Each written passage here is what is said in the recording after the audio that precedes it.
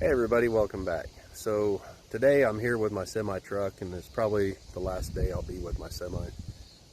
I'm selling it tomorrow, and hopefully what that means is that I will be able to buy a sawmill.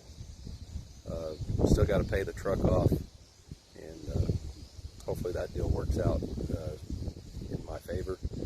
And then hopefully I still have enough left over to buy me a sawmill and start following my dreams. And this is something that I've been wanting to do for a very, very long time. And coming out here working in the oil field is, taking me away from my family for 3 years now.